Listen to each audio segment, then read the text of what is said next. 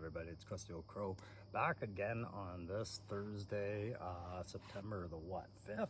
Yeah, doing a Thrifty Thursday today. It seems like I haven't done one of these in a long time, and you'll notice the angles on a kilt because I'm sitting on one of the more peaceful places I found in my Nepean, Ottawa, Ontario region. This nice little branch off of the Rideau Canal has given me a lot of peace when I've needed it. And I'm not gonna lie, this Thursday, today especially, was a hard one. For reasons I can't get into. I think things are gonna be changing for the old crow, more than what I was saying with the separation or the divorce and things like that. So, and I will say they're health related. We don't know if they're serious or not right now, but I might have a more interrupted schedule than I originally planned, which is, it's demoralizing because I was looking forward to unpacking my house, unpacking my studio, and getting to the grind. Now the best I can do is grind out what projects I'm committed to and see how I'm gonna feel day by day. So today I felt like doing a Thrifty Thursday because we hadn't done one in so long, guys, and it's not like I haven't been finding some deals. I have shared some deals that I found with other guys offline, but I haven't made videos about it because there hasn't been time to make videos. But there's time right now, and as I get eaten by mosquitoes here along this still river, my spirit's at rest, but my Joe mind is not. I have a lot to go over here, so I'm gonna have to make some videos, but there's a reason behind everything I buy, right? And you guys know me, I like doing Thrifty Thursdays. I like showing you what you can find out there with used toys and where your conversions could go and things like that. I have a long list of toys I've shown on here before, and some you've seen me actually convert. And one of my favorites was that little toddler intended preschool van that I turned into something for my classified shelf. Well, we have another vehicle today, but that's not where we're gonna start. So we'll just grab random bags. I'm gonna tell you that I went to a couple of places today. I went to my trusty EB Games to talk to them and stumbled across something just spectacular. I had to have it. Was an impulse purchase 100%, but do I regret it 100%? No. But of course, I also went to Value Village. I went to a couple of those. That's my favorite thrift store. It's in Canada, we have it Value Village. In the US, you know it as its parent corporation of Savers, right? And these are not non-profit. These are for-profit that associate with a non-profit affiliate, right? So all they buy the donations that go to all these fundraising groups like the Cancer Research Foundation, the Multiple Sclerosis Society, you know, you name it. If people have donated effects to it, that has been purchased by Savers. And so that's where thrift stores are really a good find, because it's not always things that were thrown away because they weren't wanted. Sometimes they were estate sales because the family is no longer among us. Maybe it's a bitter ex. Maybe it's a family who believed in purging, right? There's a variety of reasons. So I found some good treasures today, so let's get into it. And if you like these kind of videos, don't forget to hit the like, share, subscribe. I'll try to get back to doing them as rhythmically as I can, considering I don't know just how many appointments I'm going to have in the time to come. So yes, I went to Value Village. I went to EB Games, and I went to my mailbox. There we go, there. So in there was my classified find of the day. So here we go, guys. Let's start with those thrift stores stuff. If I was gonna edit anything out, it would be that. So like, share, subscribe. I covered that. We'll probably cover that a few more times because I'll forget that I've already covered it. But you know, growing up in the 70s and the 80s, I remember games like car toys like Crisscross Crash, if anyone's old enough to remember that. But a certain Daredevil that we called, not Matt Murdock, not Marvel's Daredevil, but a guy called Evel Knievel. And if you remember Evel Knievel back in the 70s, he had an action figure and a motorcycle and a cape, and you would, and then you would unleash it, right? And it would go fling against the wall, and your parents or whatever, your grandparents would scream at your dad, "But what are you doing?" If you're younger, but if you're my age, it was you they were screaming at. Well, I didn't find that, but I found the Canadian tribute to Evel Knievel. Crazy Connor, I guess, I don't know. But I wonder if that works. Let's, oh, I don't think this works. Truly a Canadian product. Built with the finest craftsmanship. Yeah, it's got a busted pin. It was cute, but whatever. Cost me next to nothing, but I thought it was just cool to have this guy around in the background, you know. Canada Connor. I don't even think the helmet comes off. Why is that? Yeah, the helmet doesn't even come off. It's just this Crash Connor Canadian guy. There you go. And I use the word Connor because of Connor McDavid, or a famous hockey player out here. Whoa, there we go. What else did we find? Well, you guys know how I like the cheval, which is French Canadian for horse, right? And the francophone, c'est cheval. You nod and say, ouais, la cheval. I don't know why I'm saying it like that. Anyway, it's another horse for the stables, but I like it because they've got the actual saddle, which I've been looking for. I've got a few horses. Don't care about the hair. I'll do something to get the hair away. Apparently some kid already did. But having the bridle and things isn't often seen with some of these. So, you know, I wanted to do the mounted Joes, or the mounted 6-inch figure customs riding horses. We've got another useful saddle at least. I can take that saddle and switch it to one of my better horses. And of course it came with some little accessories. You can't go wrong with like feed bags and just things like that for the shelf in the background and in the corners and against buildings. Nice little nods like that, you know. So each of those bags was a whopping $4.99 Canadian. For you guys in the States, I think that's probably $2.75, $3, and plus what you huck at the guy squeegeeing your window at the intersection. It's not a lot of money, and it's just some cool little shelf stuff. And if you're a conversion guy, or you want to try and be a conversion guy, this is where I always say start here. Start with buying some used toys. Here's a good example of a used toy that's got some conversion potential, for which I paid $3.99. Now I know my buddy Aaron, the toy enhancer, one third of the backyard barbecue, the backyard battlefield group, which is myself, him, and 3-star draw.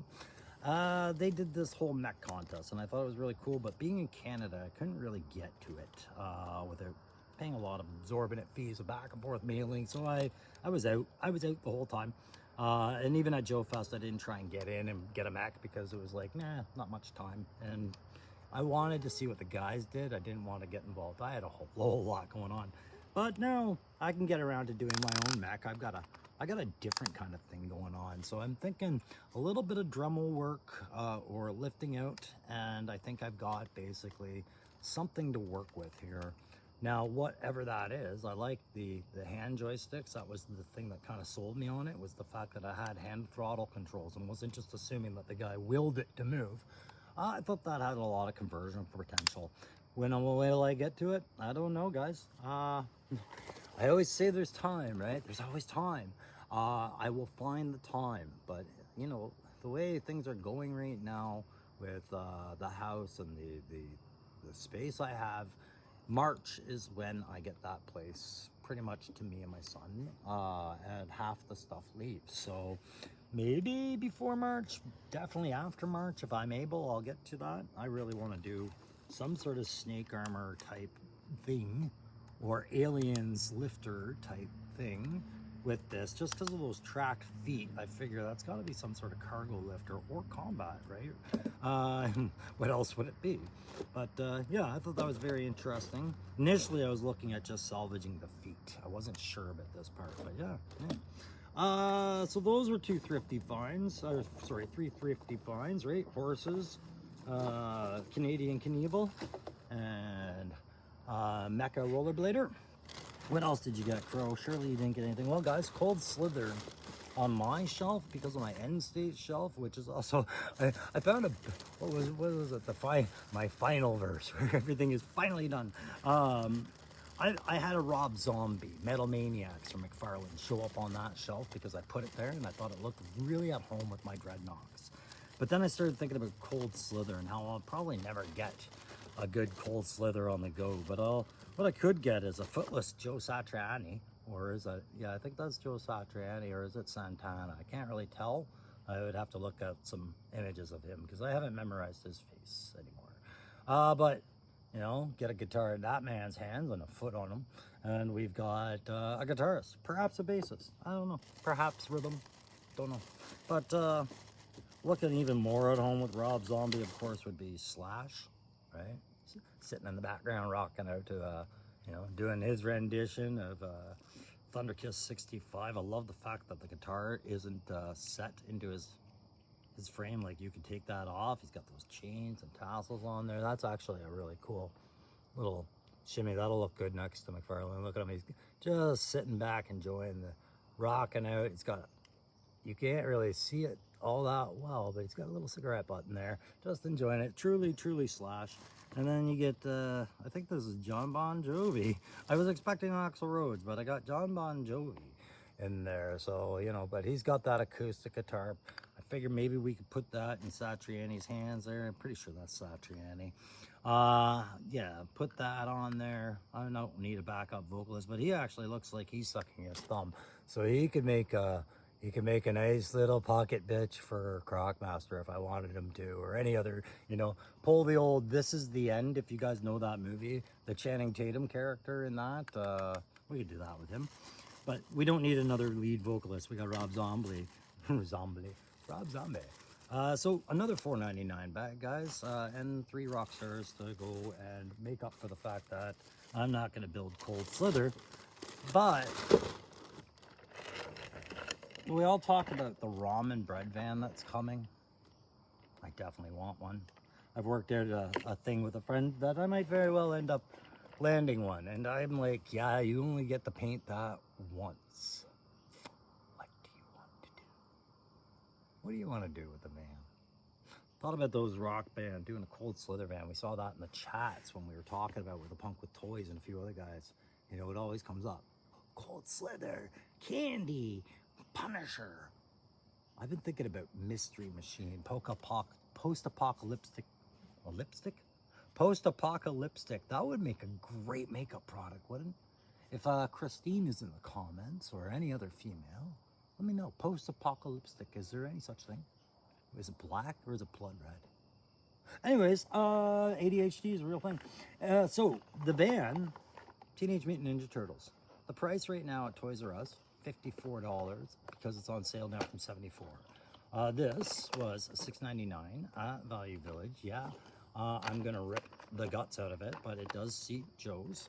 This part comes right off, and you can see it does seat a pair of Joe's, or 6-inch scale figures. You can get those in there easily. This is all supposed to slide out anyways, so you're good to go. I just have to, you know, salvage some mirrors. I wonder where I can get some mirrors. I'm sure I could find plenty lying around. It's got that nice front tire and that nice caged bumper, which I really like, that brush guard. And then the roof rack, which is really what I wanted for this. Unfortunately, you know, great that it had that opening door, but unfortunately it's got no back doors, and I think that's how it ended up there. But I can rig something, because I'm thinking, let's see, where does that door open? It opens right there, eh? Yeah, you know, I can see a custom van going, I maybe don't need that door to open as much. Maybe I only need half that door to open, or maybe I don't need any of it. Maybe I could, no, I'm not gonna cut it down, but I'm definitely gonna purpose this back for something, and purpose the van for something where it doesn't need that back to be factory direct. I can do something customized with that. But if we're a whopping $6.99, I feel bad dropping it, right, guys? So there you go. That was the that's the big one for today. Okay, that's the big vehicle, and you can expect that to be something I'm just doing like I did with the Dreadnought truck that I have in the background when I am working on other projects, like the Crimson package for Rivas, and the other thing I am working on. I'm using my airbrush now to do a lot of terrain in these projects, and when I have excess paint, that's when I blast it on an old vehicle that I've primed, and just, oh, okay, that's what it looked like brown. You know, the next day I've got a bit too much gray in my airbrush. Brown gray doesn't work, but I like gray better than brown. Right? That's how that kind of works. And so it's just one of those progressively you chip away at it projects, and then before you know it, all you have to do is a bit of detailing and you're done. So that's the kind of project that van should be. So that I think sums up the Value Village finds. So let's get into what we're going to see as far as a dollar store find really quick. I couldn't get that van and not practice. Like I said, I think I'm going to practice doing something Mystery Machine-esque, but if it turns out, fine, right? I kind of wanted to do a post-apocalyptic Scooby-Doo 6-inch line based off classified figures and other parallel figures, just kind of some customs like that, you know, what I would see Fred, Daphne, Velma, Shaggy, and Scooby as, right? And then give them a really cool van, just put them on the shelf. Just fits with the end speed stuff. But yeah, at the dollar store today, I had to grab that, you know, because you don't have to put the fireman shit on there. But how can I not have a Scoobs with that van, even though it's a Ninja Turtle van, knowing what I want to do to it? All right. Speaking of Ninja Turtles, okay, I went to EB Games today, or GameStop, EB Games, Canada.